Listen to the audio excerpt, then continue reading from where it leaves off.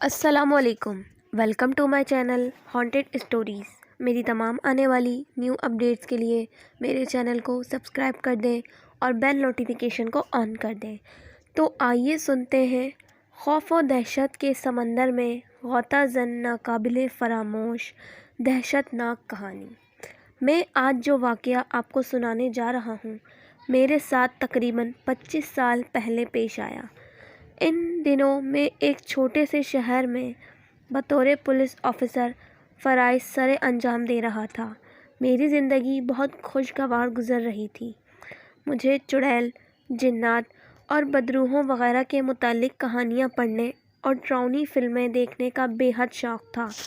دین اسلام کے مطابق جنات کی موجودگی پر تو میرا پکا ایمان تھا، مگر اس بات پر مجھے قطعاً یقین نہیں تھا کہ جنات وغیرہ لوگوں کے جسموں پر قبضہ کر لیتے ہیں وغیرہ وغیرہ۔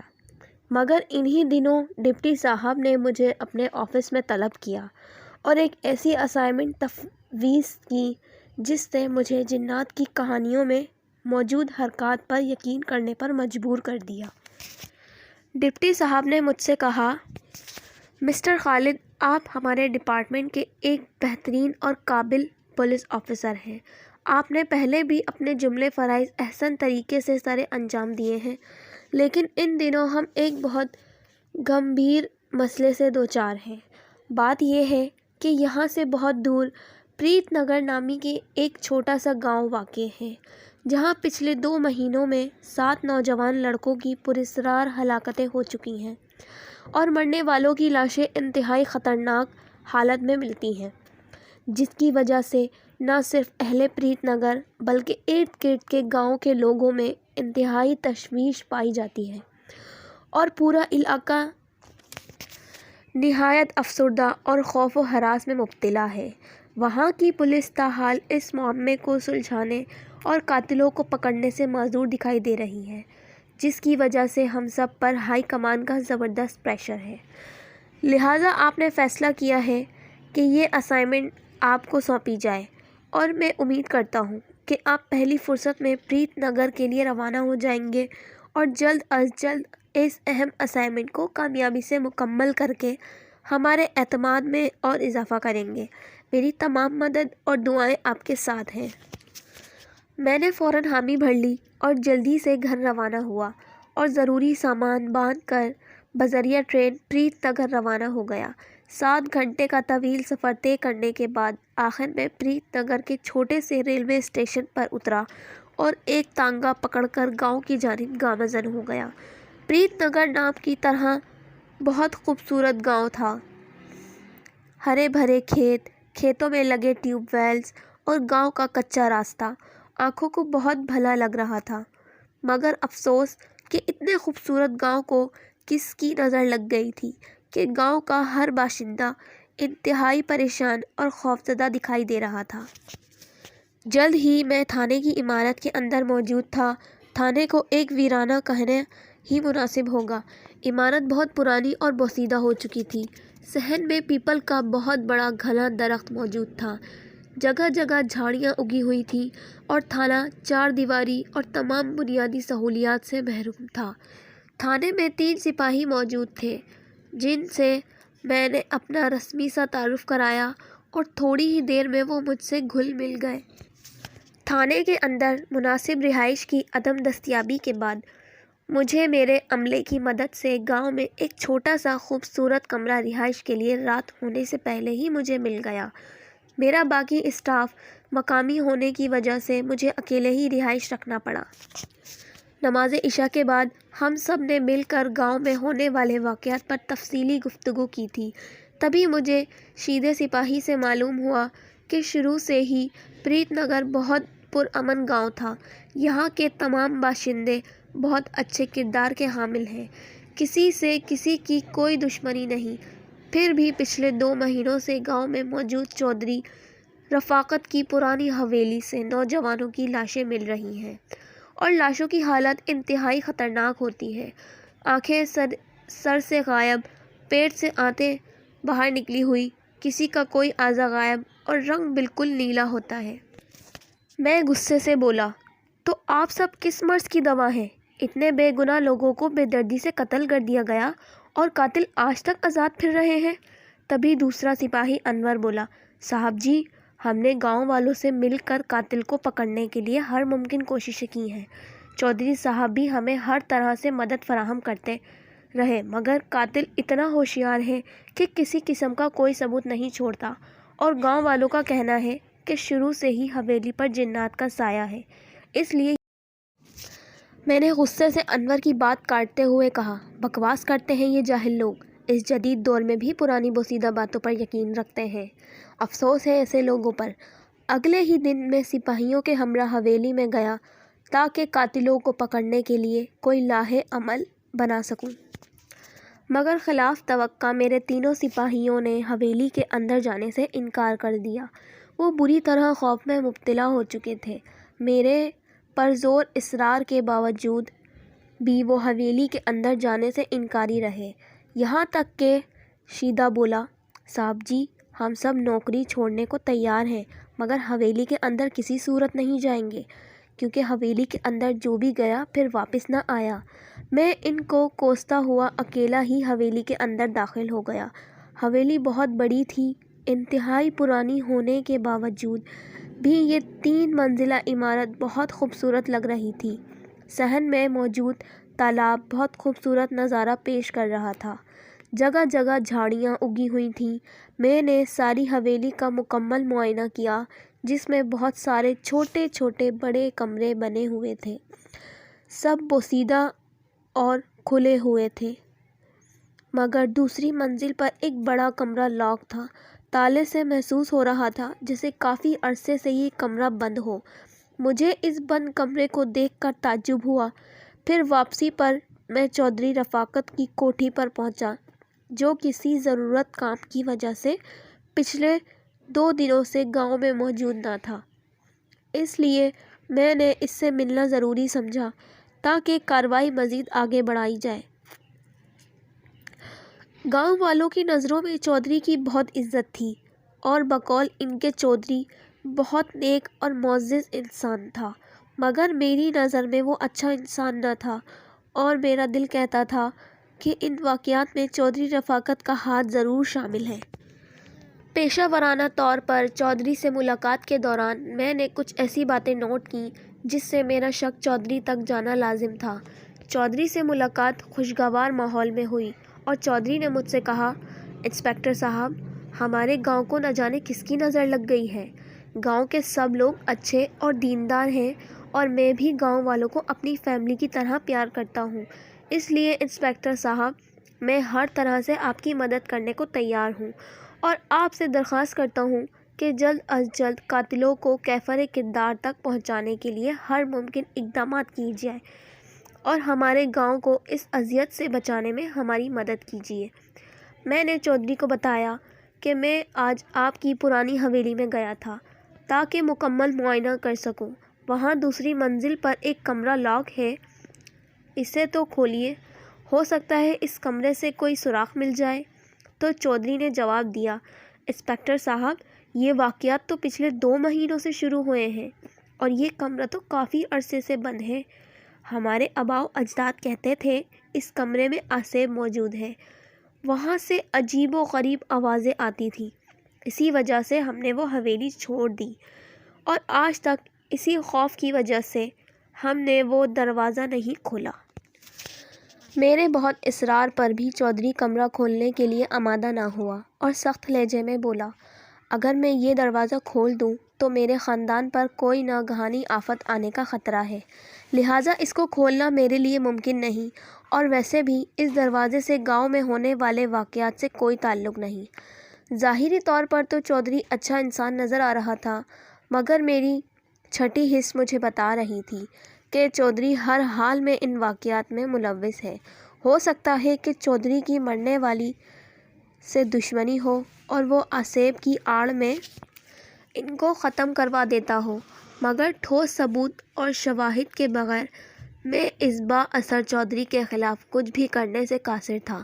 اوپر سے گاؤں والے بھی چودھری پر اندھا اعتماد کرتے تھے۔ ہفتے کے دن ابھی میں تھانے میں پہنچا ہی تھا کہ شیدہ گھبرایا ہوا میرے پاس آیا اور بولا، صاحب جی، غضب ہو گیا، آج پھر ایک لاش حویلی میں ملی ہے۔ پھر میں فوراً جائے وقوع پر پہنچا اور لاش دیکھ کر میرے حواس گم ہونے لگے۔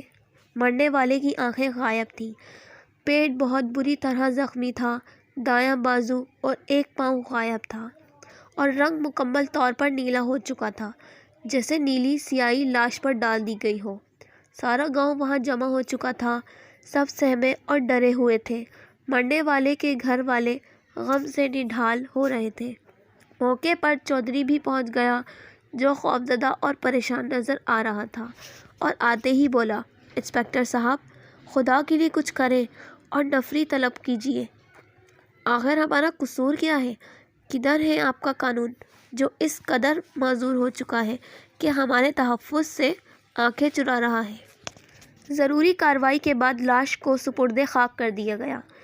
پھر میں نے گاؤں کی میٹنگ بلائی اور سب گاؤں والوں کو اس بات پر متفق کیا کہ جب تک قاتل قانون کے شکنجے میں نہیں آ جاتا، تب تک سب مل کر بالخصوص حویلی کے ارد گرد اور بالعموم گاؤں کے پھر گاؤں والے باری باری پہرا دینے لگے، اور میں بھی حویلی پر مسلسل نظر رکھے ہوئے تھا۔ جب تک پہرا لگا رہا، تب تک گاؤں میں کوئی ناخوشگوار واقعہ پیش نہ آیا، اور اسی لیے لوگ میری بہادری کو سراہتے ہوئے میری تعریفیں کرنے لگے۔ پھر مجھے صرف اپنے کام سے مطلب تھا، اور میں جلد از جلد یہ کام مکمل کرنا چاہتا تھا۔ عصر کی نماز ادا کرنے کے بعد میں تھانے واپس جا رہا تھا کہ راستے میں ایک ادھیڑ عمر عورت نے مجھے ایک خط تھما دیا اور بولی، صاحب جی، خط پڑھنے کے بعد جواب ضرور لکھ دیجیے گا، اور میں کل اسی وقت اسی جگہ لوگوں کی نظروں سے بچ کر آپ سے جوابی خط لے جاؤں گی۔ اور جاتے ہوئے بولی، انسپکٹر جی، خط اکیلے ہی پڑھیے گا، اور ہنستی ہوئی چلی گئی۔ میں تھانے جا کر اب تک ہونے والی ساری کارکردگی لکھنے لگا تاکہ اسے ہیڈ آفس بھیج سکوں۔ زیادہ کام کی وجہ سے خط پڑھنے میں بھول گیا۔ نماز عشاء کے بعد اپنے کمرے میں جا کر مجھے خط کا خیال آیا تو میں نے فوراً اسے کھول کر پڑھنا شروع کیا، جس کی تحریر کچھ یوں تھی: خالد، السلام علیکم۔ جب سے آپ ہمارے گاؤں آئے ہیں، میں آپ کی بہادری، عقل مندی اور اچھی عادات کی وجہ سے دل سے آپ کی عزت کرنے لگی ہوں۔ ساری رات مجھے نیند نہیں آتی اور میں آپ کو یاد کرتی رہتی ہوں۔ مجھے لگتا ہے جیسے آپ سے پیار کرنے لگی ہوں۔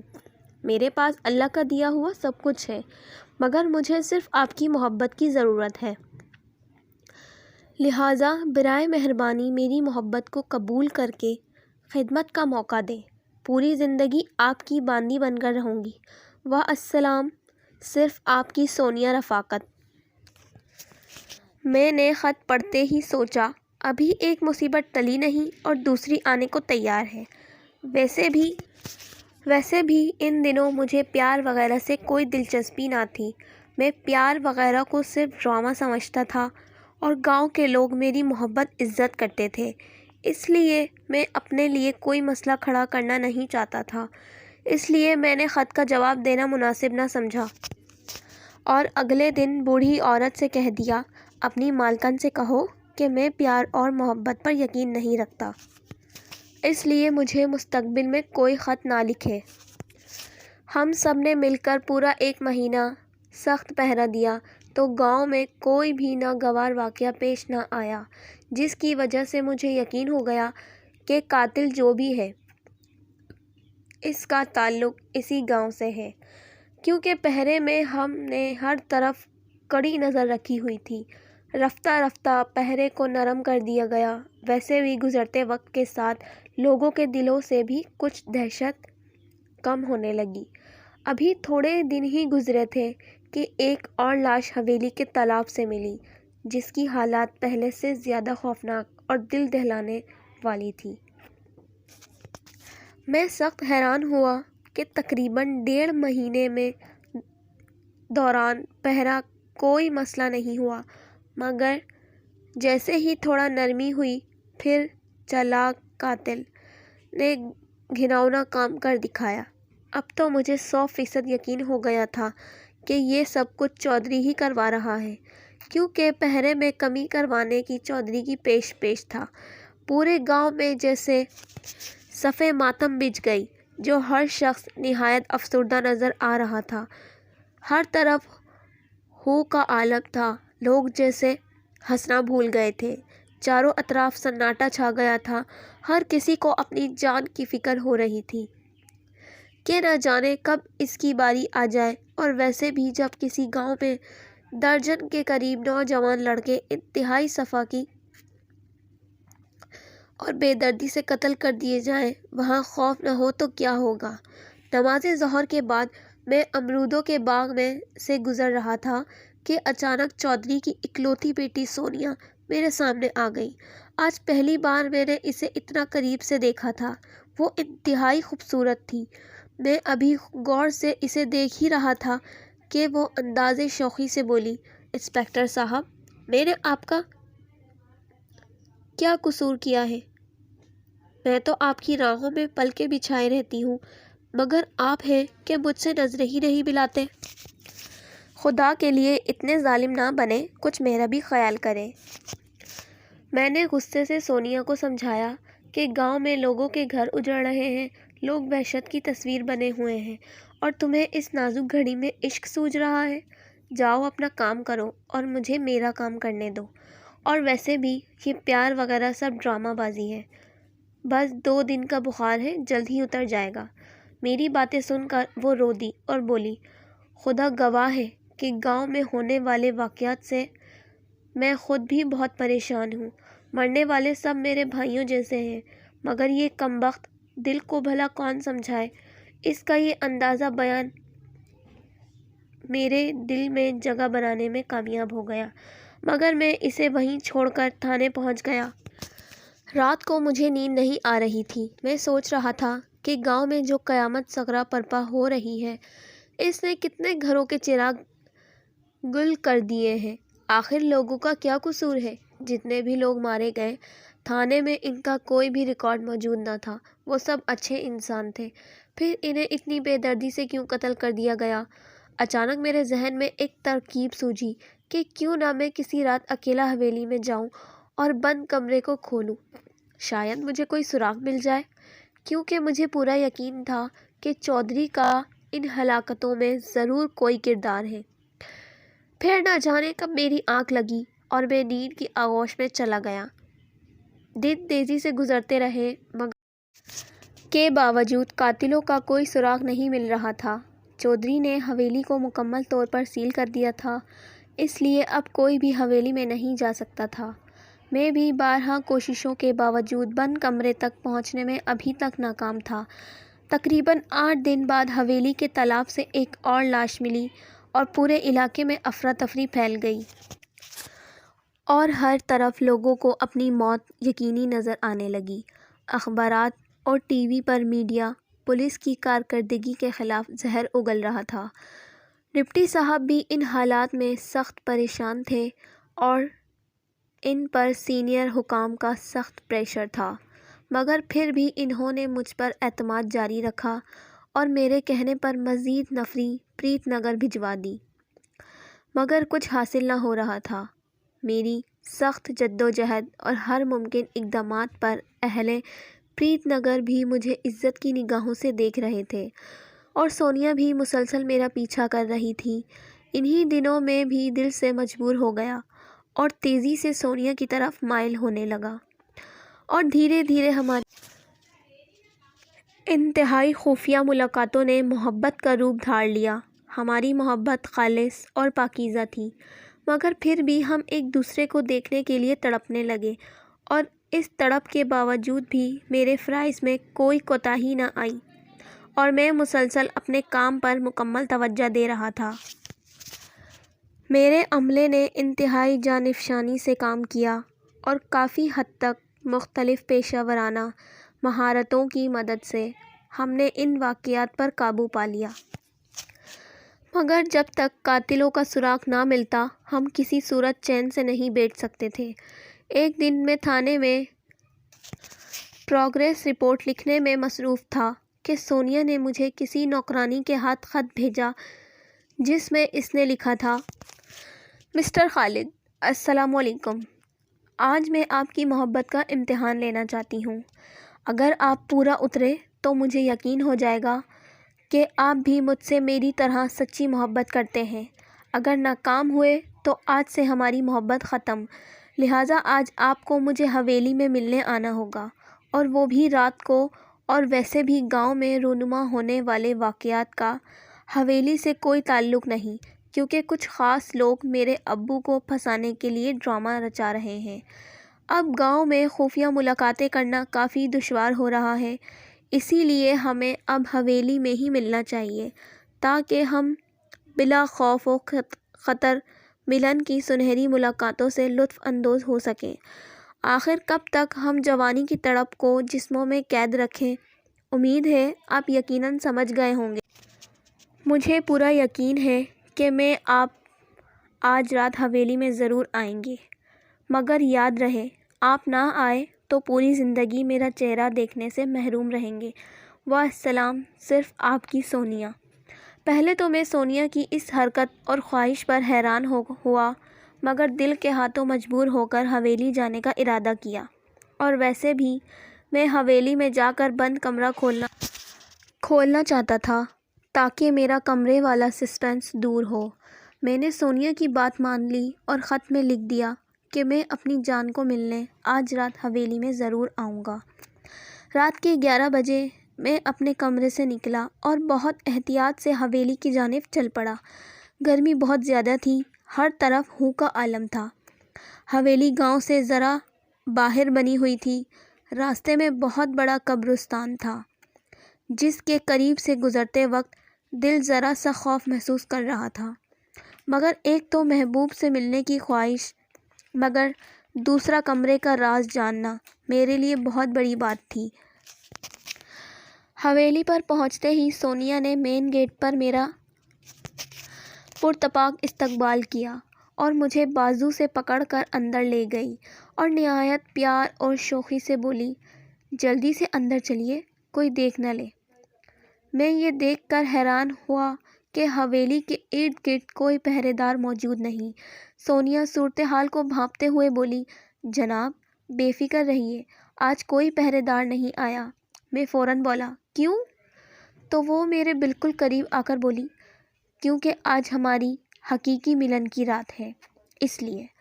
اور مجھے نہایت پیار سے حویلی کی دوسری منزل پر موجود اسی بند کمرے کے دروازے پر لے گئی اور بند کمرے کا تالا کھولنے لگی۔ میں نے فوراً کہا، سونیا جی، چودھری صاحب تو کہتے تھے کہ اس کمرے کو ہم نے کبھی کھولا نہیں، اور اس کے کھلنے سے ہمارے خاندان کو نقصان پہنچنے کا اندیشہ ہے۔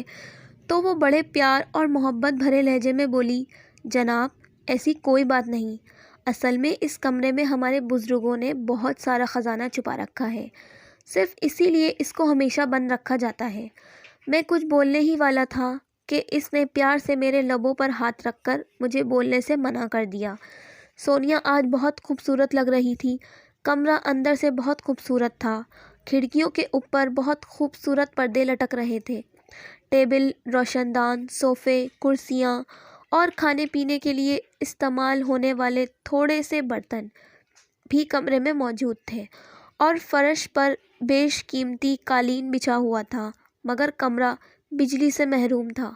البتہ روشنی کے لیے لالٹین موجود تھی، جن کی مدھم روشنی میں بیٹھ کر ہم پیار و محبت کی باتیں کر رہے تھے۔ اس وقت میں خود کو دنیا کا خاموش قسمت ترین انسان تصور کر رہا تھا کہ سونیا جیسی خوبصورت لڑکی اور جوانی کے نشے میں بھرپور لڑکی کا مجھے قرب حاصل تھا۔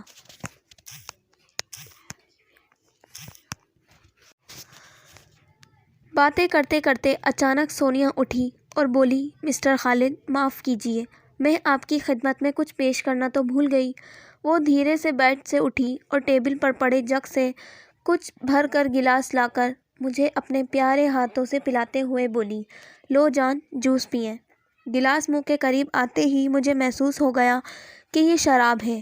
میں حیرت سے سونیا کی طرف دیکھتے ہوئے بولا، سونیا یہ کیا ہے؟ تم مجھے حرام اور گندی چیز پلا رہی ہو؟ تو وہ فوراً بولی، بے شمار ہجر کی راتوں کی سختیاں جھیل کر اب ملن کی رات آئی ہے، تو تم انکار کیوں کرتے ہو؟ اگر میں تمہارے کرب کے حصول کے لیے اس خوفناک حویلی میں صرف تمہاری خاطر آ سکتی ہوں تو تم میرے لیے شراب نہیں پی سکتے؟ میں نے اس کے نشیلے لبوں کی طرف دیکھ کر کہا، سونیا، میں تمہارے لیے جان بھی دے سکتا ہوں، مگر خدا کے لیے مجھے شراب سے دور رکھو۔ تو وہ اپنی لمبی زلفوں کو چہرے سے ہٹا کر بولی، اوکے، شراب نہ صحیح مگر شباب تو چلے گا نا؟ اور مجھے بیڈ پر لٹا کر بوسو کنار کرنے لگی۔ سنا تھا جوانی دیوانی ہوتی ہے، اسی لیے میں بھی ہوس کی ندی میں بہنے لگا۔ سونیا ہوش و حواس سے بیگانہ مجھ سے لپٹی ہوئی تھی، اور پھر میں نے آج ہر حد پار کرنے کی ٹھان لی تھی۔ اچانک سونیا نے بڑھتے ہوئے ہاتھ روک لیے اور لڑک کر بیڈ سے فرش پر جا گری۔ فوراً میں بھی سونیا کو اٹھانے کے لیے لپکا اور اسے اٹھا کر بیڈ پر بٹھایا اور گرنے کی وجہ پوچھنے لگا تو سونیا بولی، یار جان، کوئی مسئلہ نہیں، اچانک چکر آ گیا تھا۔ مگر تم نے اپنے گلے میں اللہ کے نام والا لاکٹ پہن رکھا ہے، یہ پلیز اسے اتار دو۔ اب ایسے کام کے دوران اتنی پاک اور مبارک ہستی کا نام جسموں سے ٹکرانا تو غلط بات ہے۔ میری نظر لاکٹ پر پڑی تو مجھے فوراً ہوش آ گیا اور میں جلدی سے اٹھ کر شرٹ پہننے لگا تو سونیا جلدی سے بولی، پلیز یہ لاکٹ اتار کر جلدی سے میری باہوں میں آ جاؤ اور برسوں سے لگی میری پیاس بجھا دو۔ مگر میں بولا، نہیں سونیا، یہ غلط کام ہے، ہمیں اللہ تعالیٰ کی عائد کردہ حدودوں سے گزرنا نہیں چاہیے۔ سونیا میری منتیں کرنے لگی، مگر میں واپسی کے لیے اصرار کرنے لگا کیونکہ اب میرا ضمیر اور ایمان دونوں جاگ چکے تھے۔ اتنے میں سونیا اٹھی اور بولی، برائے مہربانی جلدی سے لاکٹ اتار دو، وقت تیزی سے گزر رہا ہے، میں نے گھر بھی جانا ہے، اور میز کی جانب بڑھنے لگی۔ لالٹین کی مدھم روشنی میں میں نے پیچھے سے سونیا کو دیکھا تو اچانک میری نظر اس کے پاؤں پر پڑی جو الٹے تھے۔ میرے تو ہوش ہی اڑ گئے۔ میں آنکھیں پھاڑ پھاڑ کر اسے دیکھ رہا تھا۔ میرا ذہن معاف ہونے لگا اور سونیا شراب کا ایک گلاس پینے کے بعد ایک گلاس میری جانب بڑھاتے ہوئے بولی، خالد پلیز اب انکار نہ کرنا۔ مگر میں بری طرح ڈر چکا تھا، خوف سے میرا جسم کانپ رہا تھا، ہاتھ پاؤں ٹھنڈے ہو رہے تھے، دل اتنی تیزی سے دھڑک رہا تھا جیسے ابھی سینہ پھاڑ کر باہر نکل آئے گا۔ سونیا مجھ سے کہہ رہی تھی، جان کیا ہوا، اتنے پریشان کیوں ہو؟ مگر میری آواز ہی بند ہو گئی۔ کون ہو؟ سونیا حیرت سے انجان ہو کر بولی، خالد کیا بات ہے، تم اتنے ڈرے ہوئے کیوں ہو؟ خیریت تو ہے؟ ارے حویلی سے خوف زدہ تو نہیں ہو گئے؟ میں نے بھاگ جانے والے انداز میں اس سے کہا، تم میری سونیا نہیں ہو، تمہارے پاؤں الٹے کیوں ہیں؟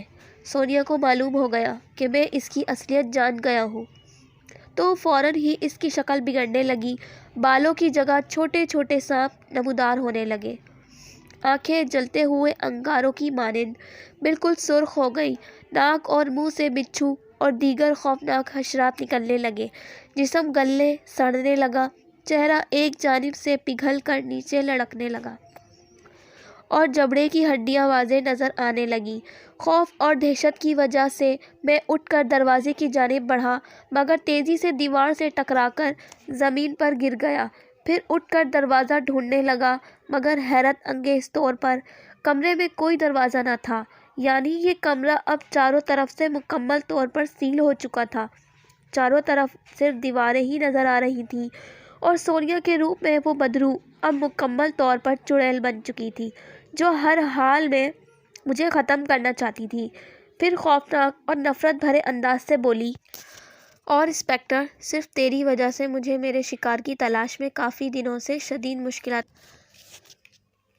پہلے تو میں کسی نہ کسی طریقے سے اپنا شکار حویلی تک لے آتی تھی، مگر جب سے تو اس گاؤں میں آیا ہے، تیری اوچھی حرکات اور پہرے وغیرہ سے مجھے سخت کوفت ہو رہی تھی۔ تجھے تو میں جلد ہی ختم کر دیتی مگر میرے تمام کوششیں رائگاں جا رہی تھیں، تبھی میں نے تیری محبوبہ کا روپ دھار کر تجھے یہاں بلایا، مگر یاد رکھ اب تو کبھی یہاں سے زندہ نہ جا سکے گا۔ اس کی خوفناک نظروں نے میرے لیے انتہا کی نفرت جھلک رہی تھی اور مجھے اپنی موت صاف نظر آ رہی تھی۔ اسی لمحے وہ منہ میں کچھ بڑبڑانے لگی اور کمرہ زبردست زلزلے کی مانند زور زور سے ہلنے لگا۔ کمرے میں موجود چیزیں اڑنے لگیں۔ اس بھیانک چڑیل نے جب شیشے کے برتنوں کی جانب دیکھا تو وہ دیواروں سے ٹکرا کر ٹوٹ کر میری جانب بڑھنے لگے اور میں بری طرح زخمی ہونے لگا۔ کپڑے بھی جگہ جگہ سے پھٹ گئے اور جسم کے مختلف حصوں سے خون بہنے لگا۔ بہتے خون کو دیکھ کر للچائی ہوئی نظروں سے وہ میری جانب بڑھنے لگی۔ خوف سے میری سانسیں بند ہو رہی تھیں، مگر میرے قریب آ کر وہ چیخ مار کر دور جا گری اور نہایت نفرت بھری شیطانی آواز سے بولی، او انسپکٹر، تم صرف اس صورت میں اس بند کمرے سے نکل سکتے ہو اگر اپنے گلے میں موجود لاکٹ اتار دو۔ اس کی بات سن کر میرا سارا معاملہ سمجھ آ گیا کہ اس مبارک لاکٹ کی موجودگی میں یہ خوفناک چڑیل میرا کچھ نہیں بگاڑ سکتی۔ لہٰذا میں نے آیت قرآنی کا ورد کرنا شروع کر دیا، نیز ہمت کر کے اٹھ بیٹھا اور بولا، اے بدرو، میں ایسے ہی چودھری پر شک کرتا رہا، مگر اصل مجرم تو ہے، اور واقعی گاؤں والے بھی ٹھیک کہتے ہیں کہ حویلی میں کوئی بدرو موجود ہے، اور غور سے سن لے، میں کسی صورت یہ لاکٹ نہیں اتاروں گا، چاہے تو جو بھی کر لے۔ اور میں نے اونچی آواز میں آیت الکرسی کا ورد کرنا شروع کر دیا۔ وہ بدرو بری طرح سے چیخنے اور چلانے لگی، اس کے جسم میں آگ لگنا شروع ہونے لگی اور وہ دھیرے دھیرے فرش پر بیٹھنے لگی۔ پھر بولی، اے اللہ کے نیک انسان، آج اس مبارک لاکٹ کی وجہ سے تمہاری جان بچ گئی، لہٰذا تم باہر جا سکتے ہو۔ اور واقعی اب کمرے میں دروازہ نمودار ہو چکا تھا۔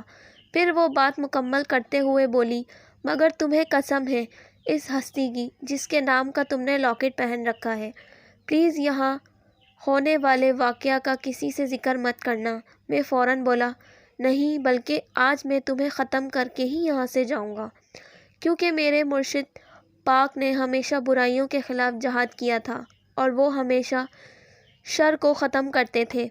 وہ فوراً بلند آواز سے بولی، جب تک میرا انتقام ختم نہیں ہو جاتا تو مجھے کسی صورت ختم نہیں کر سکتے، اور یاد رکھنا تمہارا انجام بھی انتہائی خطرناک ہوگا۔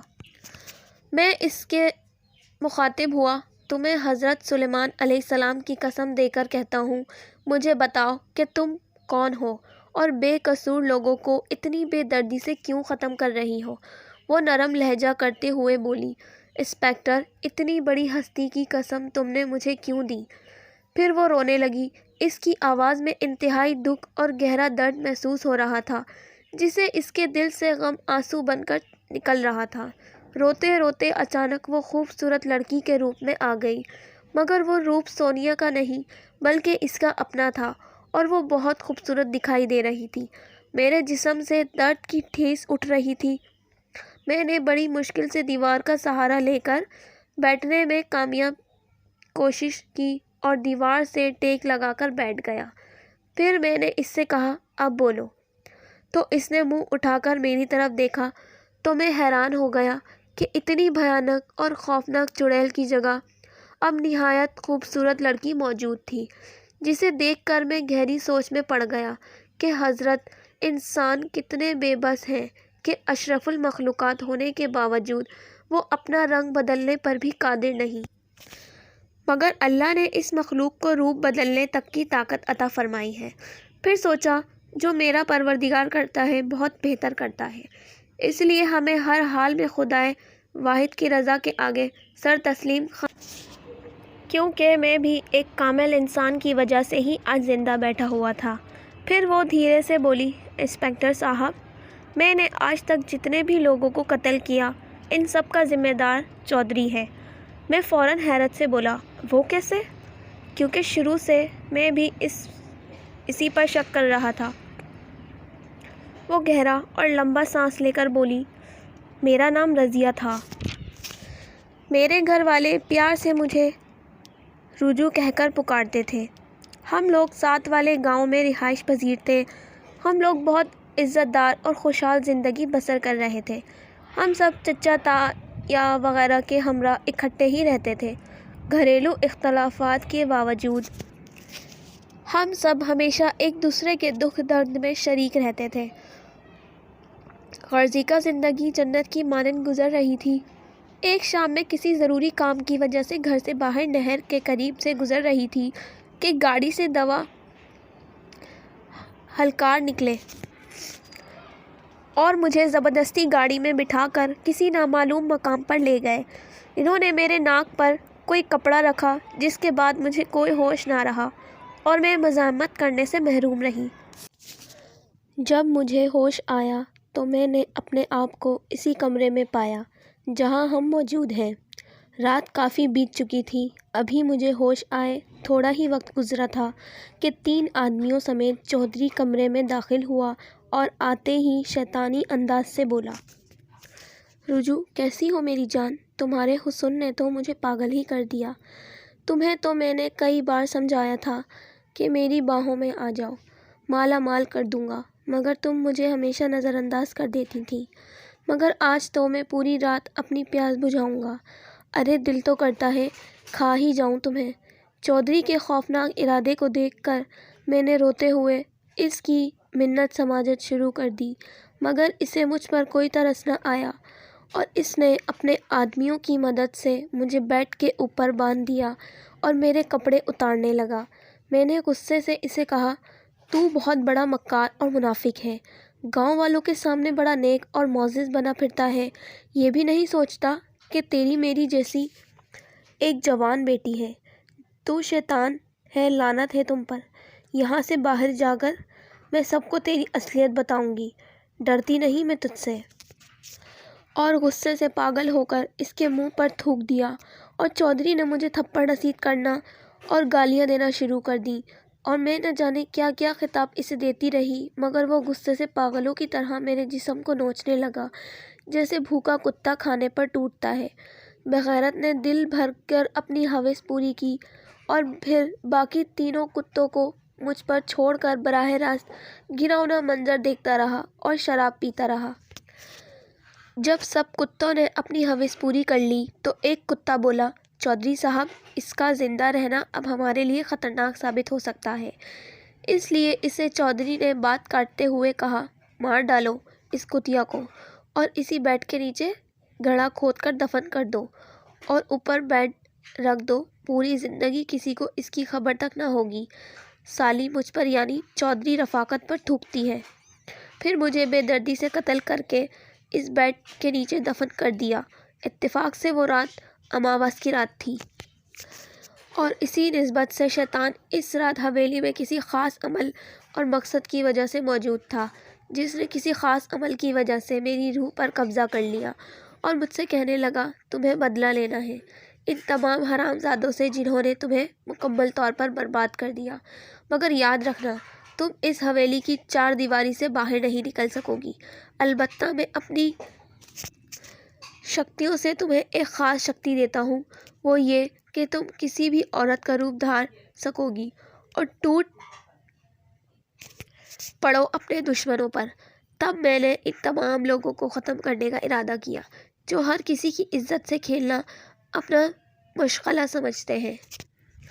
میں روزانہ سوچ سوچ کر روتی تھی کہ میرے والدین اور خاص طور پر میرے اکلوتے بھائی کا میری عدم موجودگی میں کیا حال ہوگا۔ لوگ تو یہی سمجھتے ہوں گے کہ شاید میں کسی آشنا کے ساتھ گھر سے بھاگ گئی ہوں۔ گاؤں والوں نے میرے متعلق طرح طرح کی باتیں کر کے میرے گھر والوں کی زندگی اجیرن بنا دی۔ ہائے میرے گھر والے! پھر میں نے باقاعدہ اپنے کام کا آغاز کیا اور پھر سب سے پہلے میں نے اپنی خاص شکتی سے ان تینوں کتوں کو حویلی میں بہت خوبصورت لڑکی کے روپ میں بلایا اور وہ بغیرت ہوس کے مارے یہ بھی بھول گئے کہ انہوں نے یہاں کسی بے گناہ کو بے دردی اور صفاقی سے قتل کر کے دفن کیا ہوا ہے۔ لہٰذا میں باری باری ان ہوس کے ماروں کو قتل کر کے حویلی کے تالاب میں پھینک دیتی تاکہ لوگوں میں خوف و ہراس اور بے چینی دیکھ کر مجھے تسکین ملے۔ میں نے بہت کوشش کی کسی طرح چودھری رات کے وقت حویلی میں آ جائے، مگر وہ بے حد ہوشیار ثابت ہوا۔ اسے کسی خاص عامل کی وجہ سے معلوم ہو چکا تھا کہ گاؤں میں ہونے والے واقعات میں کسی بدروح کا کام ہے اور وہ صرف رات کے وقت ہی کسی کو نقصان پہنچا سکتی ہے، اس لیے وہ کسی صورت حویلی میں نہ آ سکا۔ میں جلد ہی ہوس کے مارے لوگوں کو ٹھکانے لگانے لگی۔ لوگوں کو ورغلانے کے لیے روپ بدلنے والا ہتھیار میرے بہت کام آیا۔ کبھی میں کسی خوبصورت لڑکی کا روپ دھار لیتی اور کبھی ان کی محبوبہ بن جاتی، جس کی وجہ سے شکار آسانی سے میرے چنگل میں پھنس جاتا اور پھر دھیرے دھیرے یہ بے غیرت لوگ اپنے انجام کو پہنچ جاتے اور شکار کا خون شیطان پیتا اور مجھے مزید شکتیاں دیتا۔ باتیں کرتے کرتے وہ خاموش ہو گئی اور اپنے والدین کو یاد کر کے رونے لگی، اور میں سوچنے لگا، حیرت ہے ایسے لوگوں پر جو اللہ کی عائد کردہ حدود سے تجاویز کرتے ہیں اور صرف چند لمحوں کی لذت کی خاطر اپنی زندگی گنوا دیتے ہیں۔ نیز یہ کہ زنا کی اتنی خطرناک اور بھیانک سزا ان کو دنیا میں ہی مل گئی تو آخرت میں ان کا کیا بنے گا؟ اور اپنے مالک و خالق سے دعا کرنے لگا کہ یا اللہ، تمام مسلمانوں کو مجھ سمیت زنا جیسے گناہ عظیم سے بچا اور مرنے والوں کے گناہ معاف فرما کر جنت الفردوس میں ان کو جگہ عطا فرما۔ پھر رجو بولی، کہاں کھو گئے انسپکٹر صاحب؟ میرے بولنے سے پہلے ہی وہ بولی، آپ بھی میرے ہاتھوں سے مارے جاتے مگر آپ کو مبارک لاکٹ نے بچا لیا۔ میں نے کہا، بچانے والی تو صرف اللہ کی ذات ہے۔ اب تم لوگوں کو قتل کرنا چھوڑ دو، کیونکہ کسی کو ورغلا کر قتل کرنا اسلام میں جائز نہیں، اور ویسے بھی تم تینوں دشمنوں کو ختم کر چکی ہو۔ اور رہی بات چودھری کی، تو مجھے اس پر پہلے دن سے ہی شک تھا، اسے اب قانون بہت سخت سزا دے گا۔ رجو فوراً غصے سے پھنکارتی ہوئی بولی، نہیں، وہ میرا شکار ہے، صرف میرا، اسے بس میں ہی ہے ختم کر دوں۔ تم کسی بہانے رات کو اسے یہاں لے آؤ۔ میں نے اسے بہت سمجھایا کہ قانون اسے عبرتناک سزا دے گا، تم مجھ پر اعتماد کر سکتی ہو، مگر اس نے کہا، میری روح کو چین صرف اسی وقت آئے گا جب میں خود اپنے ہاتھوں سے اس خبیث چودھری کو قتل کر دوں گی۔ اسی لمحے میرے دل میں ایک بات آئی۔ میں نے رجو سے پوچھا، اگر تم چودھری کو ختم کر ڈالو تو کیا پھر بھی قتل و غارت کا سلسلہ جاری رکھو گی؟ رجو گہرا سانس لے کر بولی، ہاں، کیونکہ جب تک ہوس پرست شیطانوں کا اس گاؤں میں خاتمہ نہیں ہو جاتا، میں چین سے نہیں بیٹھوں گی۔ میں نے پھر اسے حضرت سلیمان علیہ السلام کا واسطہ دیتے ہوئے کہا، اب تم کسی کو قتل نہیں کرو گی؟ وہ بولی، ایک تو آپ مجھے اتنی مبارک ہستی کا واسطہ دیتے ہو تو میں مجبور ہو جاتی ہوں۔ اوکے، مجھے منظور ہے، چودھری کے علاوہ کسی اور کو قتل نہیں کروں گی، مگر آپ کو مجھ سے ایک وعدہ کرنا ہوگا۔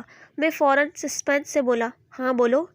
رجو بولی، میں مسلمان ہوں، اس کمرے میں بیڈ کے نیچے میری بے گور و کفن لاش موجود ہے جسے اسلامی رسومات کے مطابق دفن نہیں کیا گیا، لہٰذا جب تک میری لاش کو باقاعدگی اسلامی طریقوں کے مطابق قبرستان میں دفن نہیں کیا جائے گا، میری روح یوں ہی بھٹکتی رہے گی۔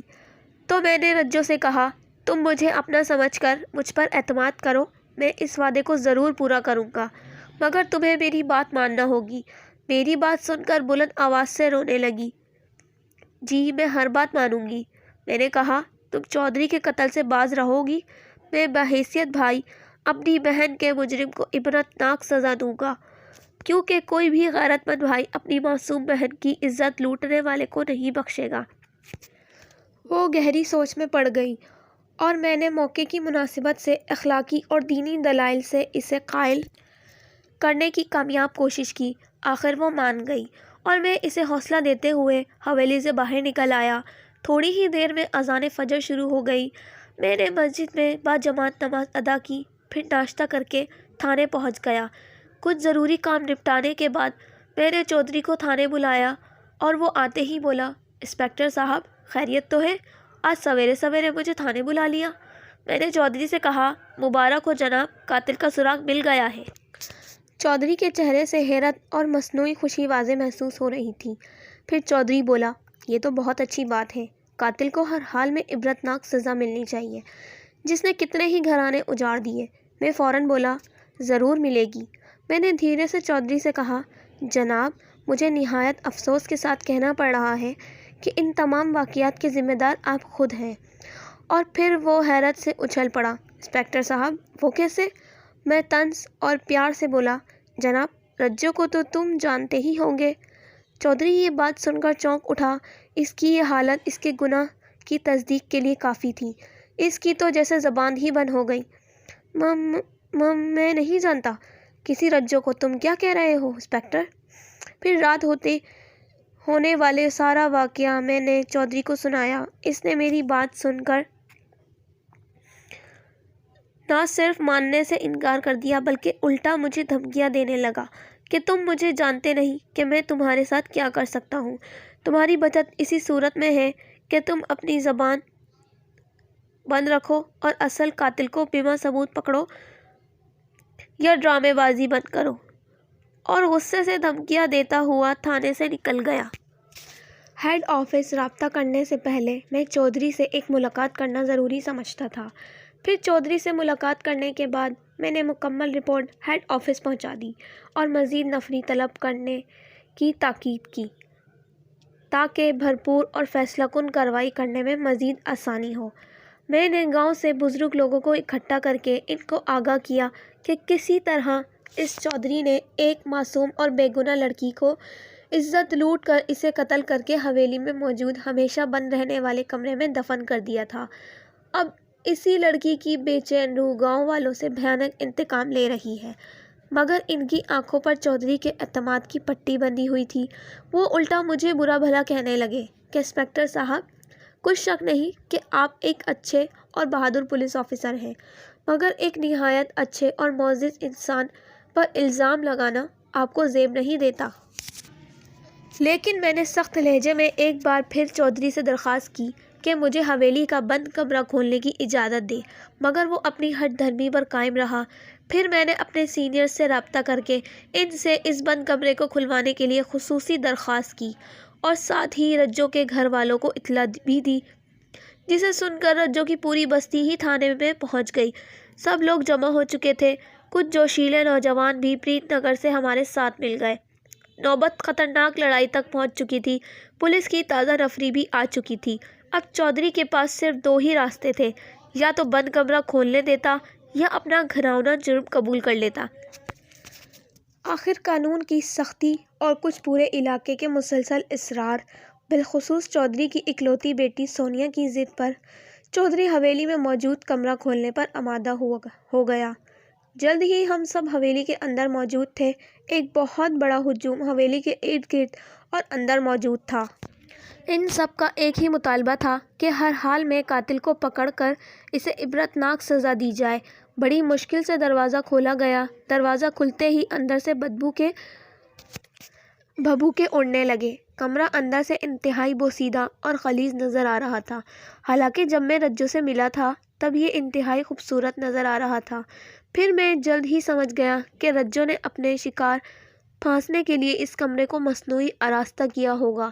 پھر رجو کی بتائی ہوئی جگہ سے لاش نکال لی گئی، جو حیرت انگیز طور پر بالکل سلامت اور تازہ محسوس ہو رہی تھی، اور لاش نکلتے ہی کمرے میں موجود بدبو انتہائی خوبصورت خوشبو میں تبدیل ہو گئی، جسے ہر سمجھدار آدمی نے واضح محسوس کیا شاید یہ رجو کی بے گناہی ثابت کرنے کا ذریعہ تھی۔ میں نے چودھری کے کاندھے پر ہاتھ رکھ کر کہا، جی چودھری صاحب، اب آپ کیا کہتے ہیں؟ تو وہ فوراً ہٹ دھرمی سے بولا، میرا اس قتل سے کوئی تعلق نہیں۔ مجھے لگتا ہے یہ میرے کسی دشمن کی چال ہے، اور انسپکٹر تم بھی اس سے ملے ہوئے ہو تاکہ مجھے پھنسایا جا سکے۔ اور لوگوں سے متوجہ ہو کر خود کو بے گناہ ثابت کرنے کے لیے جھوٹی قسمیں کھانے لگا۔ اسی وقت کمرے سے ایک سیاہ دھواں بلند ہونے لگا اور دیکھتے ہی دیکھتے ایک سفید ہیولا نظر آنے لگا۔ سارے ہجوم کی سسپینس سے بھرپور نظریں اس ہیولے سے مرکوز تھیں۔ پھر اس ہیولے نے رجوع کی آواز بلند ہوئی اور چودھری سے مخاطب ہوئی، اوئے خبیث چودھری، اپنی گناہ کا اقرار فوراً سب کے سامنے کر، ورنہ ابھی تجھے جہنم رسید کرتی ہوں۔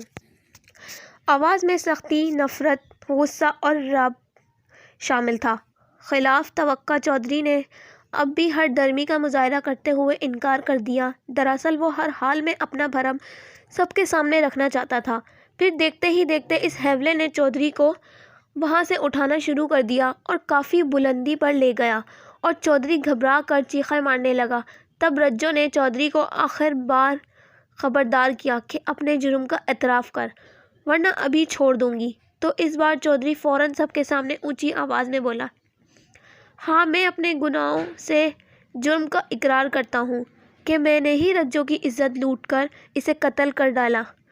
اور رجو کی کہکیوں کی آوازیں فضا میں بلند ہونے لگیں، جن میں خوشی اور غمی دونوں کا یکساں اظہار محسوس ہو رہا تھا۔ پھر رجو نے مجھے مخاطب کرتے ہوئے چودھری کو تالاب کے قریب زمین پر رکھ دیا اور کہا، بھائی خالد، اب آپ خود اسے سزا دلوائیں اور میری لاش کو غسل دے کر باقاعدہ نماز جنازہ پڑھ کر اسلامی رسومات کے عین مطابق قبرستان میں دفن کر دیں تاکہ میری روح کو حقیقی خوشی میسر ہو۔ پھر میں نے کانسٹیبل سے کہا، چودھری کو گرفتار کر لو، مگر قدرت کو کچھ اور ہی منظور تھا۔ ابھی کانسٹیبل آگے بڑھنا ہی چاہتا تھا کہ حویلی میں موجود ایک بہت بڑے اور پرانے درخت سے ایک سیاہ سانپ بالکل چودھری کے اوپر گرا اور چودھری کو 3-4 بار مختلف جگہوں میں سے ڈس لیا، اور چودھری چند ہی لمحوں میں تڑپ تڑپ کر لقمہ اجل بن گیا اور اپنے انجام کو پہنچ گیا۔